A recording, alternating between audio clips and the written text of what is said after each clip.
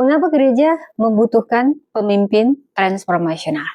Saudara, dalam dunia yang berubah sangat cepat, gereja menghadapi tantangan yang tidak lagi sama seperti satu atau dekade yang lalu. Tahukah Anda, sekularisme bertumbuh dan teknologi mengubah pola relasi dan generasi yang membutuhkan gaya pemimpin yang mampu menjawab kegelisahan zaman. Karena itu, gereja tidak cukup dipimpin secara administratif atau karismatis semata, saudara. Gereja butuh pemimpin transformasional, pemimpin yang mampu membentuk perubahan dari dalam, menggerakkan jemaat menuju visi Allah, serta menghadirkan pembaharuan rohani dan sosial. Saudara, kepemimpinan transformasional itu bukan sekedar tren ilmu manajemen modern. Ini berakar kuat dalam Alkitab. Dia tampak nyata oleh pelayanan Yesus, para rasul, serta tokoh-tokoh perjanjian lama dan juga baru yang dipanggil bukan hanya untuk memimpin, tetapi untuk mengubah umat Allah. Tahukah saudara? Gereja masa kini butuh pemimpin transformasional. Jadi bagaimana pemimpin transformasional itu? Bagaimana karakternya, praktiknya, serta pondasi teologisnya, sehingga ini bisa memberi jawaban bagi dinamika gereja. Yang pertama, pemimpin transformasional itu menghidupkan visi Allah. Pemimpin transformasional itu adalah pemimpin yang menghidupkan visi, bukan sekedar mengelola kegiatan. Dalam Alkitab, visi itu bukan konsep manajerial, tetapi pewahyuan ilahi. Amsal 29 ayat 18 berkata, jika tidak ada wahyu, menjadi liarlah rakyat. Gereja menjadi pasif, ritualistik, dan kehilangan arah ketika tidak dibawa melihat apa yang Allah sedang kerjakan. Saudara, Yesus sendiri memimpin dengan visi yang jelas. Roh Tuhan ada padaku untuk menyampaikan kabar baik. Lukas 4 ayat 18.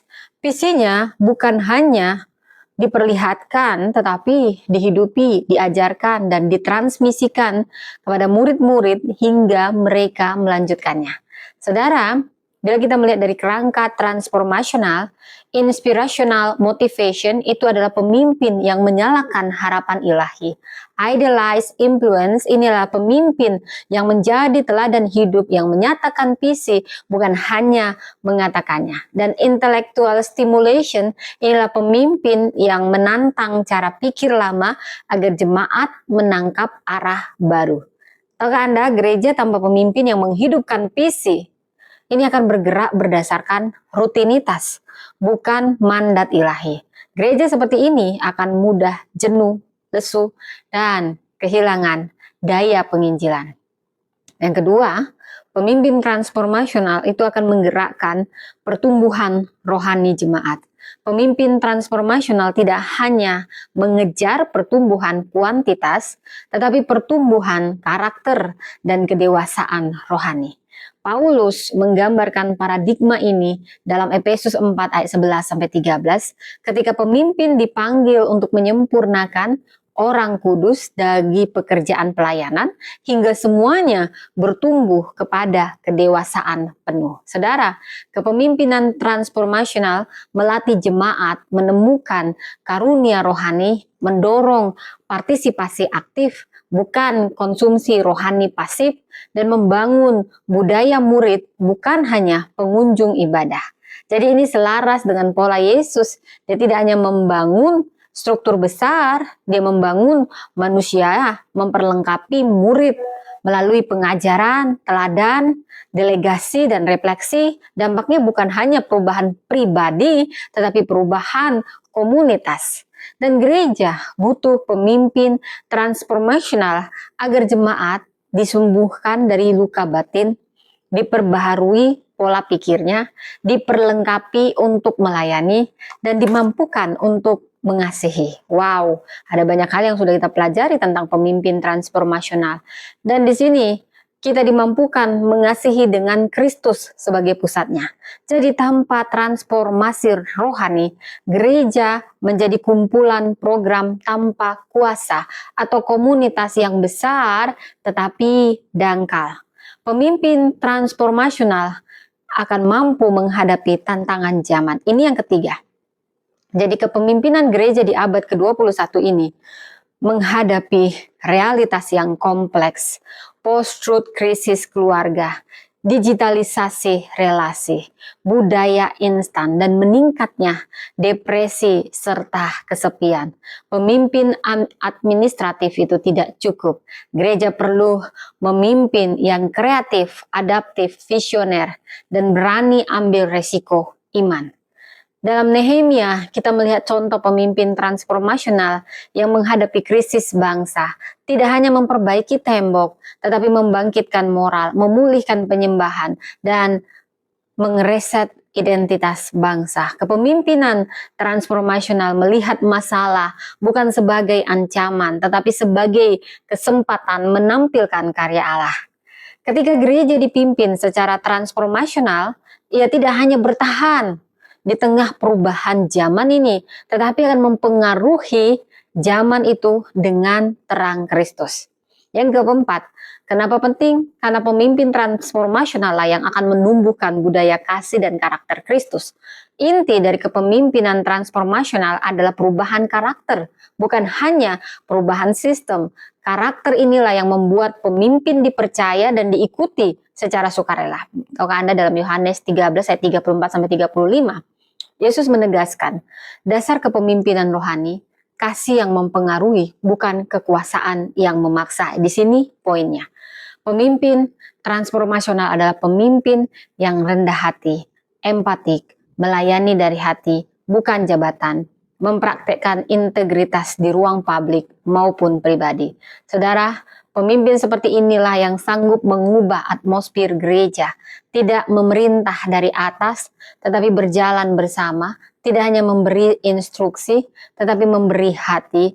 Gereja yang dipimpin demikian akan menjadi keluarga rohani yang sehat, bukan sekedar organisasi religius. Pemimpin transformasional itu menggerakkan misi dan pelayanan yang berdampak. Gereja dipanggil bukan hanya untuk bersatu, tetapi diutus. Pemimpin transformasional menolong jemaat keluar dari zona nyaman, bergerak ke misi Allah bagi dunia. Dalam Kisah Rasul, para rasul memimpin gereja mula-mula dengan prinsip transformasional. Mereka memberi arah misi. Kisah Rasul 1 ayat 8. Mereka mengembangkan pemimpin baru seperti Stefanus dan Filipus. Mereka membangun budaya pemberdayaan, bukan sentralisasi kekuasaan. Mereka fleksibel namun setia pada Injil. Gereja hari ini perlu pemimpin yang berani menggerakkan jemaat ke pelayanan sosial, misi lintas budaya, pelayanan keluarga, dan transformasi komunitas. Gereja yang statis tidak akan relevan. Gereja yang transformasional lah yang akan menjadi terang di tengah masyarakat yang terluka. Dan yang keenam, kenapa pemimpin transformasional itu penting? Karena akar teologisnya kuat dalam pribadi Yesus. Yesus contoh tertinggi kepemimpinan transformasional. Kepemimpinannya mencakup 4 esensi dalam teori modern namun lebih dalam lagi secara rohani. Idealize, influence, teladan kudus. Yesus hidup tanpa celah. Ia mengubah hati melalui keteladanan. Yang kedua, inspirational motivation, arah ilahi. Ia memberi visi kerajaan Allah dan harapan baru bagi masyarakat yang tertindas. Yang ketiga, intellectual stimulation, pembaharuan pikiran. Ia mengajak orang berpikir ulang tentang hukum, ibadah, dan nilai-nilai kerajaan. Individualize consideration, perhatian atau personal. Dia meluangkan waktu untuk Maria, Marta, Petrus, pemungut cukai hingga perempuan Samaria. Kepemimpinan Yesus bukan hanya memotivasi, tetapi menguduskan, membangkitkan, mentransformasi. Karena itu gereja akan kehilangan jejak langkah Kristus bila dipimpin tanpa paradigma transformasional. Dan secara ringkas, saya ringkas yang ketujuh, gereja butuh pemimpin yang membentuk pemimpin baru. Tahukah Anda tanda kepemimpinan transformasional adalah kapasitas melahirkan generasi pemimpin berikutnya. Paulus tidak hanya berkhotbah, dia melahirkan Timotius, Titus, Apolos, dan para pendeta jemaat. 2 Timotius 2 ayat 22, serahkanlah kepada orang yang dapat dipercayai, yang cakap mengajar